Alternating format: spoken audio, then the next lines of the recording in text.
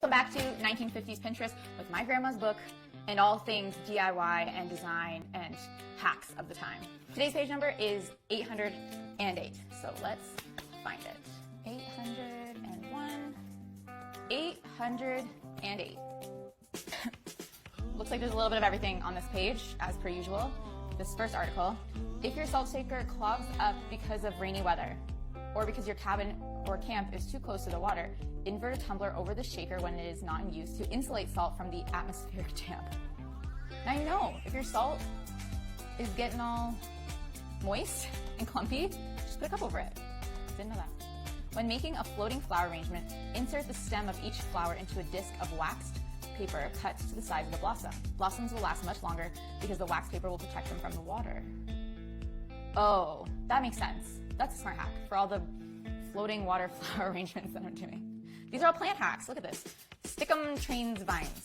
You can train vines to grow in the right direction without the use of unsightly sticks and strings. Just attach the stem of vine temporarily to a dry surface such as the side of the house or trellis with wads of soft modeling clay or freshly chewed gum or with small pieces of waterproof adhesive tape.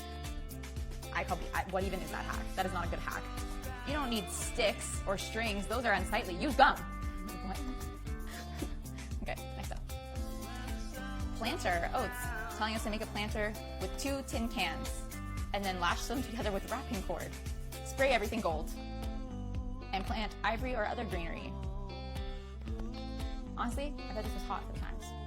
Okay, let's move into these other things because these cabinets look insane. What is this cabinet? Is this how to DIY this cabinet? You can jiffy wrap your gifts if you corral all of your supplies in one place. Use a cabinet in your kitchen or utility room as your wrapping center. Honestly, my mom used to do this in some way, shape, or form. Like at Christmas time, set up a wrapping center. It's a little excessive, but also I try not to use wrapping paper or really buy anybody gifts at all because I just don't. So it's not telling us how to make this cabinet or anything. It's just saying, by the way, put all of your wrapping stuff in one place. I mean, I think that makes sense. I really like these they have like little holes poking out and then the ribbons are behind the holes, so when you pull, it's like a little magic trick. Thanks so much for joining me again, going through my grandma's book. If you want to pick the next page, you can help me by choosing a number between 793 and 12,000. It's a pretty big gap, but leave me a comment and we'll see you next time.